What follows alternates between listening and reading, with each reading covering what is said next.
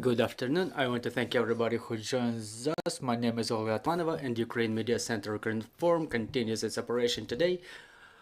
It's been 9 years of the war, and it's day 375 of the full-scale invasion of the Russian aggressor in our land, and we will be talking about the utmostly important draft law. I want to introduce our speaker today. It's Olena, Shuliak, the chair of the Servant of the People Party, chair of the Verkhovna Rada Committee on State Building, Local Governance, Regional and Urban Development. Miss Olena, good afternoon. Good afternoon, dear all. It's been almost a year, well, it's already second year of the full-scale invasion. We understand our state ended up in front of a significant challenge. More than 300,000 people submitted their applications through DIA due to the destruction of their properties by the occupiers, and the logical response by the government was the draft law 7198, which was adopted in second reading. And on the 23rd of April. So let's talk about this draft law and to what extent will it be a powerful support for the Ukrainians whose property was destroyed, and is it going to become a fundamental law for reconstruction of our country? Yes, really, as of today, 335,145 applications were submitted. We understand that this figure is not final. It's only what our citizens added to the database through DIA and what we can analyze for the time being. And now we see that there are three regions, the said leaders, Donetsk, Kyiv and Kharkiv regions, with the largest scale of destruction. More than 1 million citizens of a country were left without their homes, without roofs above their heads, and we think that it's utmostly important that the draft law 7198 was adopted. It's due to be signed by the head of the parliament, and then it's about to be signed by the president, and the law defines two months for the government to develop relevant laws, and we hope this law to start taking effect in May and start working effectively. The government has 17 billion hryvnias for the time being to be allocated for such compensations. Those are the first monies that were coming to the state from the arrested assets of the Russian Federation. I hope that the rest of the funds that will be arrested abroad will be forwarded for the mitigation of the armed aggression of Russian Federation, and they will be paid to the citizens without waiting for reparations in compensation for their destroyed property. What is envisaged by the law? It contemplates that it's not only DIA and not only the state portal that can be used for applications. The citizens can also use the help of notaries and the centers of social protection. We hope the centers for social protection in the territories where the occupied territories and where it's difficult to get to the areas where the centers for administrative support are available, so that every citizen whose property was destroyed could use this option and to add all the information required by the state to get prepared for the mechanism of compensation directly. The citizens whose property was destroyed, first of all, it's only the real estate that falls under the compensation standards. We know that businesses were affected, commercial real estate, but due to the limited nature of resources of the government, there was a resolution undertaken that it's only individuals who will receive the compensation, and when the government will have opportunity to compensate to the businesses, they will consider such mechanisms. The property which is falling under compensation is the property destroyed during the warfare, and the applications will be accepted within 1 year after the end of the martial law. And we're understanding that there might be situation arising related to the mining, and we contemplated the opportunity for the citizens that the property that can be destroyed, that may be destroyed after the end of the active phase of the war, may be compensated for too. So the sequence of actions contemplated by the law is as follows. The citizens can submit their applications through DIA, Centers for Administrative Support, Notary, and the bodies of social protection. To have this application verified, the application should be verified by a committee created at the bodies of local governance. The committees will be created at all communities where the properties are destroyed, and those committees will have technical role. They will organize expertise and verification. They will provide for technical inspection of such buildings, and we understand that not all of the people may have documents on hand, and the committee will be able to apply to other bodies of local governments to obtain necessary paperwork for verification of property rights. All those committees will work with the registers of the destroyed property, and all operations related to compensations will be executed with the help of the digital instruments, and the digital certificate will be created in the register for compensation of this or that family. The register is already created, and the owner of this register is the Ministry of Reconstruction. It's been administered by the Ministry of Digital Transformation through the technical administrators, and today more than 500 communities were registered and started working with the register. More than 10,000 objects of real estate are registered there, and meanwhile there is time. Meanwhile, the government is developing relevant resolutions. There is a technical possibility to get registered and to add all the information about the damaged or destroyed property.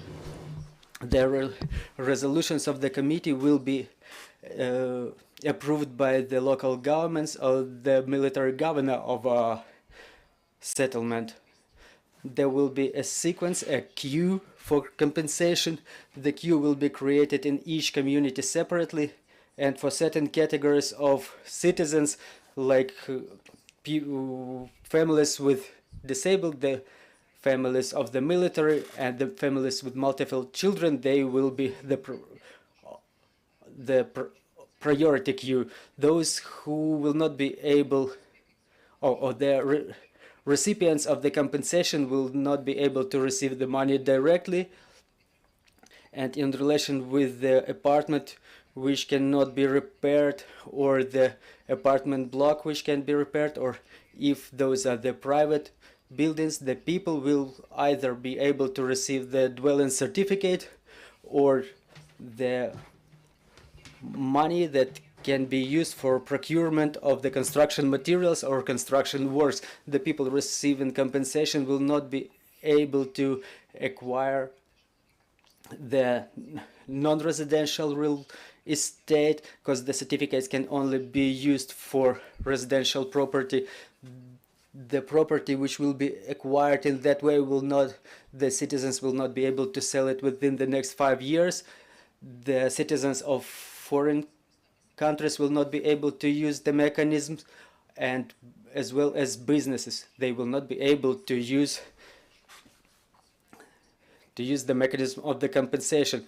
Also, if people are listed on some sanction lists of the government and were convicted of the crimes against state, and there is a number of other restrictions which cover the citizens who will not be able to receive the compensation. Talking about the destroyed property or damaged property, the draft law contemplates two options. The mechanism worked with the local government when the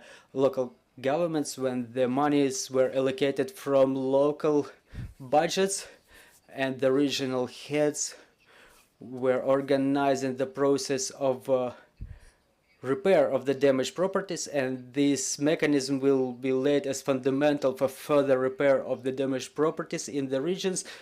And the law also contemplates an option for the citizens to receive certain funds for repair of such damaged property. We hope that when this transparent mechanism will start operating, we will be joined by our international partners, different financial institutions. We will be joined by the international donors to help Ukrainians obtain their roofs over their heads, and the only desire, the top priority desire, is the victory for all Ukrainians, and the second to that is the job to feed their families, while the third is to have the roof above their heads for the hundreds and thousands of Ukrainians who lost their properties. They will be able to use that mechanism and to get compensated for their property without waiting for reparations from Russian Federation. Miss Olena,